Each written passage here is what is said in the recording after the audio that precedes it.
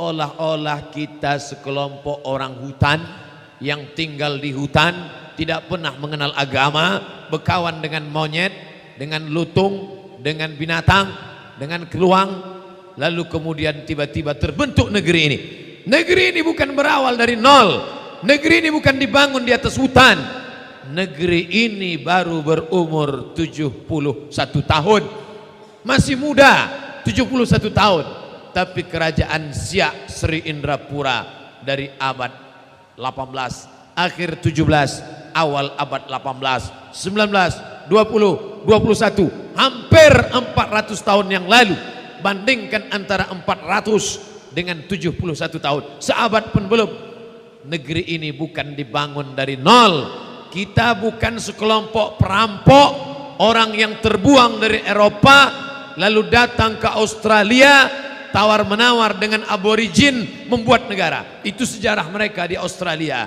Kita bukan sekelompok pelaut yang naik kapal laut tujuannya mau ke India, tapi salah jalan, nyasar Christopher Columbus, naik kapal Eropa, kiri kanan India, kiri Amerika. Salah tiup angin, mendarat di Amerika. Orang menyebutnya Christopher Columbus menemukan Amerika. Bukan dia menemukan, dia nyasar ke Amerika. Perlu diluruskan, sekelompok orang dari Inggris, Perancis, Spanyol, Swedia, Belgia, Belanda, sekelompok orang-orang yang ingin mencari tanah yang baru, merantau, menemukan suatu tempat, bertemu dengan penduduk asli Indian. Nol, berawal dari nol. Australia dari nol. Tidak ada peradaban sebelumnya, tidak ada tulis baca, primitif, bangsa aborigin, bangsa Indian. Beda dengan kita, negeri ini didirikan atas perjuangan orang-orang Islam. Kalau ada yang mengatakan perjuangan negeri ini hanya 4 orang, Soekarno, Hatta, Syahrir, Tan Malaka, itu pada saat perjuangan melawan Belanda. Tapi sebelumnya ada Nun jauh di sana, di Sulawesi. Siapa dia? Syekh Yusuf Makassar. Orang selalu menyebut namanya Yusuf Makassar, Yusuf Makassar. Orang lupa dia ulama besar bernama Syekh Yusuf Al-Makassari Tajul Khalwati. Taj mahkota, Khalwati tarekat Khalwatiyah. Gelar itu dia dapatkan dari Baghdad. Ulama Baghdad memberikan dia gelar Syekh Yusuf Al-Makassari Tajul Khalwati. Belanda membuangnya, makamnya tidak ada di Sulawesi, tidak ada di Makassar jasadnya.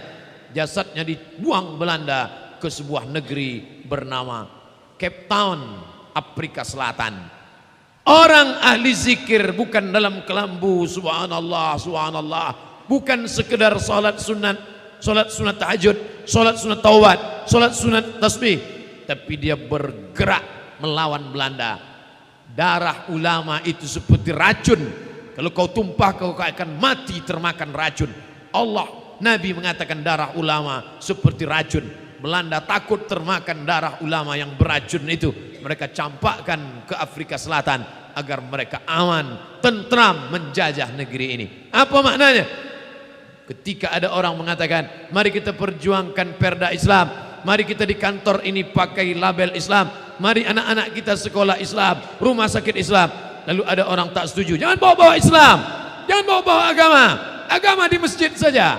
Ini orang mengkhianati darah para ulama, berceceran darah ulama di negeri ini. Kenapa? Karena negeri ini merdeka atas teriakan la ilaha illallah Muhammadan Rasulullah. Kerajaan-kerajaan Islam, kerajaan Goa Islam, Jawa kata orang Majapahit, betul, Hindu Buddha lama, tapi jangan lupa setelah Hindu Buddha kita tidak langsung merdeka. Majapahit, Hindu, Buddha, kita lama bercengkrama dengan sultan-sultan Islam. Kerajaan itu bernama Kerajaan Demak, dan Demak itu adalah Islam. Wali-wali Songo yang mengislamkan Jawa, kekuasaan Kerajaan Demak, ulama Wali Songo bertemu kekuasaan dengan ulama.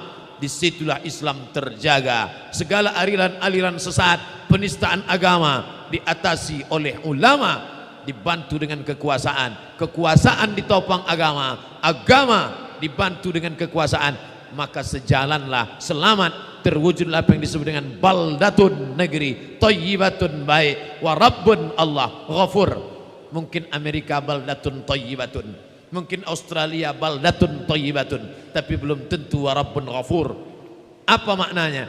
Negeri baik, tanaman tumbuh, hujan datang, ikan banyak, hasil tanaman laut, danau, laut, semuanya menghasilkan makanan. Tapi kalau tidak ada ampunan Allah Subhanahu wa taala, wa rabbun ghafur, Allah Subhanahu wa taala menurunkan ampunan. Oleh sebab itu kita mesti mengerti sejarah bangsa kita. Sampai-sampai apa kata pepatah Melayu, pepatah Arab, halakam ru'un, halakam ru'un, halaka celaka, umru'un orang, lam ya'rif qadrahu, yang tak tahu siapa jati dirinya. Ketika orang membawa rencana undang-undang bernafaskan Islam, jangankan bawa-bawa Islam, hanya bernafaskan Islam, berbau Islam. Jangan ada narkoba, jangan ada seks bebas. Ini udah bawa-bawa Islam ini. Masalah seks ini kan bebas. Malah kalau perlu kita buatkan rusunawa khusus untuk PSK, dibuatkan pakai kelas A, kelas B, kelas C. Sama macam SIM, ada SIM untuk 3 roda, untuk 5 roda, untuk 10 roda.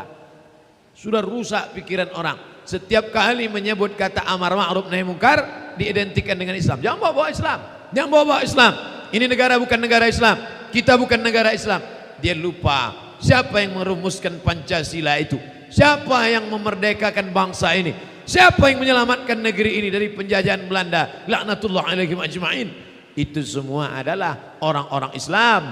Ki Hajar Dewan, ulama-ulama besar seperti Pangeran Diponegoro bersorban sampai kepada di Aceh Tengku Umar, Cik Ditiro, Cut Nyadin. Mereka adalah orang-orang yang berjuang bahkan sebelum kata Indonesia.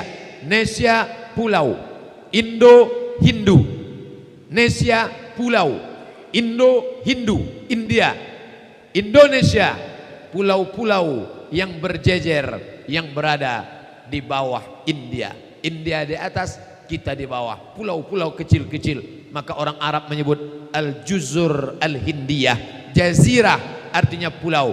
Pulau-pulau yang banyak disebut dengan Al-Juzur Al-Hindiyah. Mereka menerjemahkan Indonesia sebagai Al-Juzur Al-Hindiyah, pulau-pulau yang berada di bawah samudra, di bawah negeri Hindu India. Bapak Ibu yang dimuliakan Allah Subhanahu wa taala. Tapi kita mesti ingat, negeri ini diisi oleh orang-orang Islam. Sebutlah dari mulai ujung pulau Sumatera, naik kita ke atas Aceh. Aceh itu adalah Samudra Pasai. Samudra Pasai itu kerajaan Islam. Rajanya luar biasa. Rajanya bernama Malikul Saleh. Malik artinya raja, the king. Saleh, kita selalu meminta Rabbi habli minas saleh, salihin. Hadza rajulun salihun, ini orang yang saleh. Saleh, maka orang Aceh memanggilnya Malikul Saleh, raja yang saleh. Kata-kata Arab, itulah hebatnya orang Sumatera, orang Nusantara. Ketika Islam datang, bahasanya pun hilang. Orang tidak lagi membawa bahasa nenek moyang untuk bahasa bicara, untuk dagang, untuk jual beli, untuk komunikasi. Dia tetap pakai bahasa daerah, bahasa Minangkabau, bahasa Batak, bahasa Aceh, bahasa Melayu, bahasa Sunda, bahasa Jawa. Tapi nama dia robah. Yang sebelumnya Merah Silu berubah menjadi Malikul Saleh. Malik raja, Saleh orang yang saleh. Yang bercerita tentang kerajaan Aceh itu justru paling menariknya diceritakan oleh bukan orang Aceh dan bukan orang Jawa dan bukan orang Indonesia. Saya pertama kali membaca tentang Aceh dalam buku 2 jilid, jalan-jalan ke perpustakaan Darul Hadis di Kota Rabat. Nampak ada 2, saya buka satu, judulnya bercerita ketika aku sampai di sebuah pulau. Pulau itu panjang. Setelah dia melaksanakan umrah di tanah suci Makkah, lalu berhari-hari dia naik kapal laut, lalu kemudian berlayar menyeberangi samudera sampailah ke India. singgah di sana, singgah di sana, singgah di sana.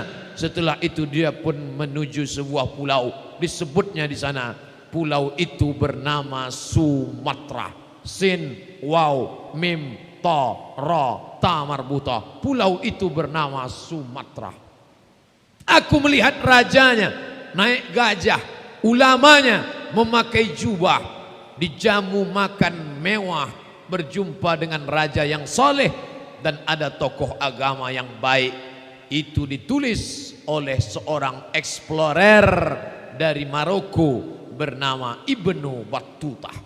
Ibnu Battuta sudah menuliskan sejarah bagaimana kerajaan Aceh. Dia lihatkan bagaimana gajah-gajah yang besar di Aceh waktu itu membawa sultan, ulama-ulama memakai jubah kebesaran, dan mereka itu adalah orang-orang yang memperjuangkan Islam.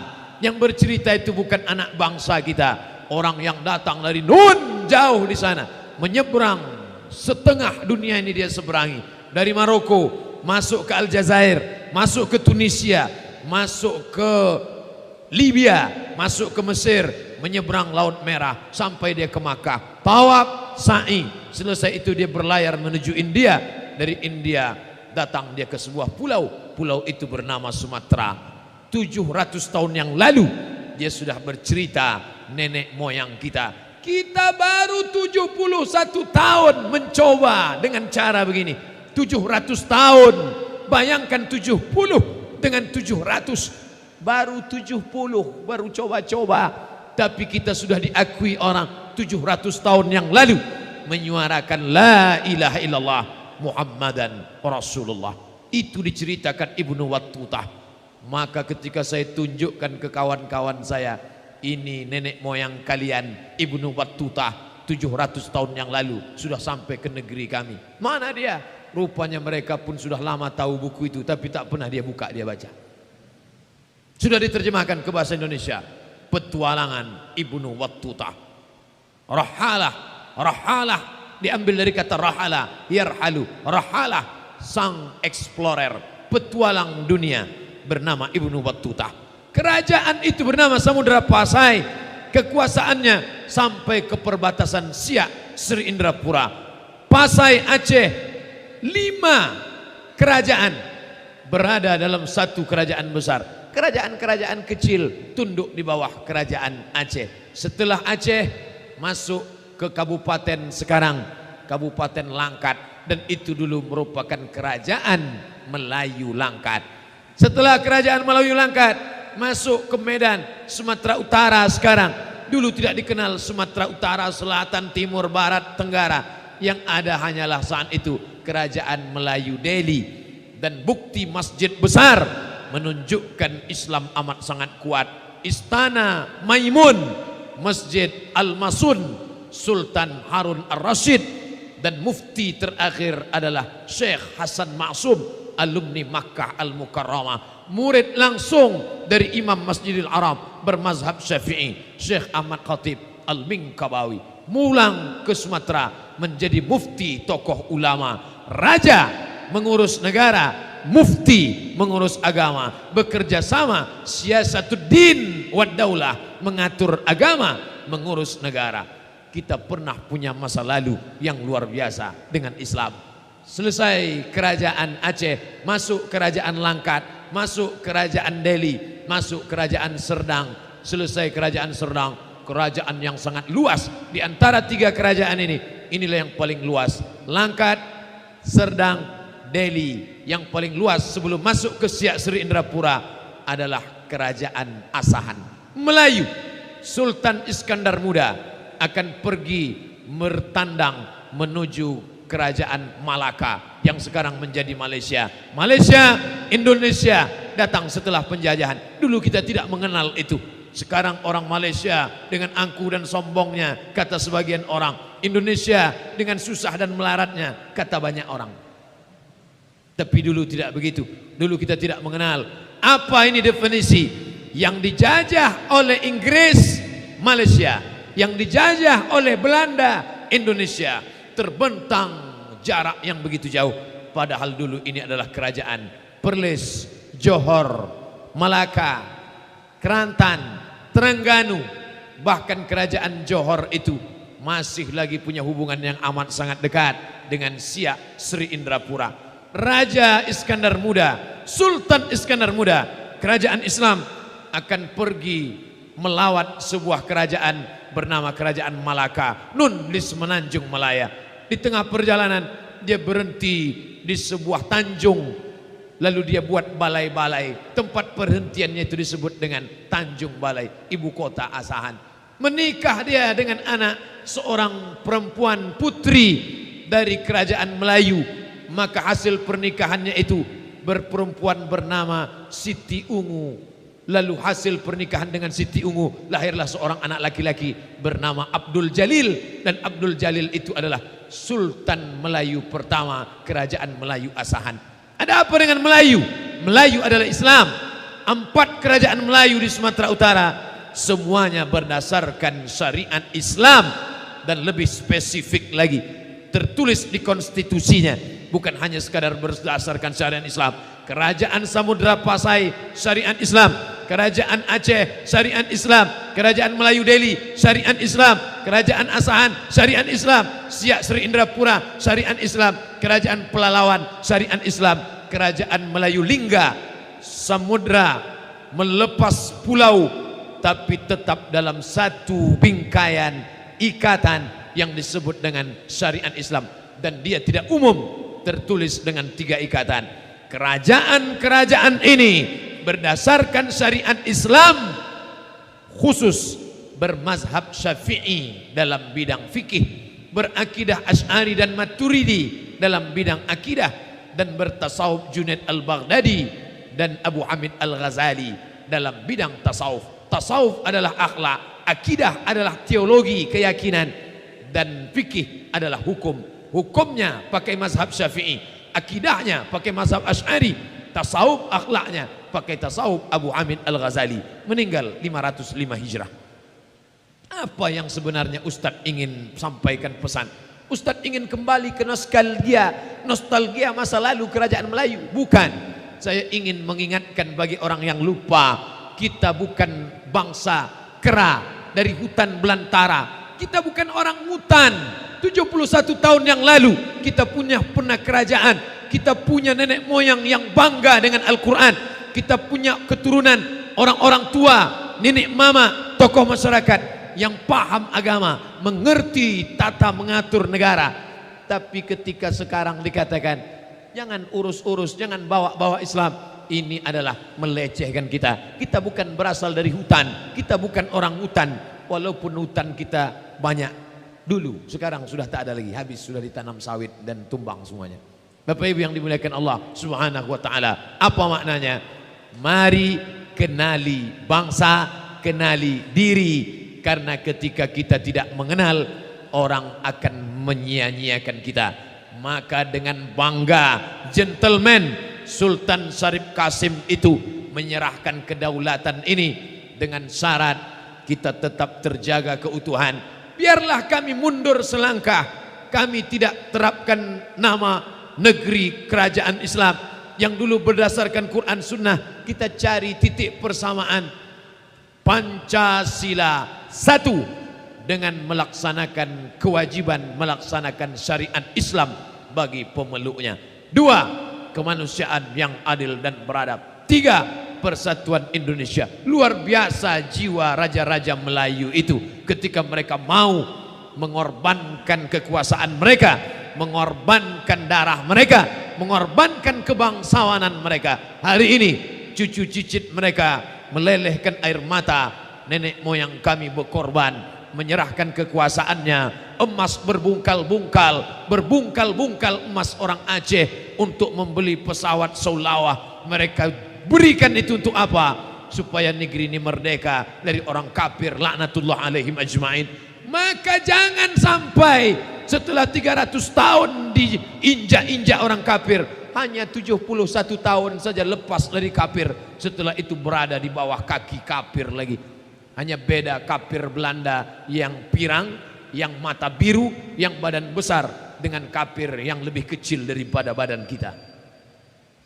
Masuk waktu Isya, disebut kata kafir disensor, jangan sebut kafir. Itulah kaji kita malam ini. Mari kenali bangsa, mari kenali negara, mari kenali pejuang kita, sehingga kita lebih mengerti. Halakam ru'un lam ya'rif qadrahu, celaka orang yang tak tahu siapa jati dirinya. Terima kasih, mohon maaf atas segala kesilapan. Wassalamualaikum warahmatullahi wabarakatuh.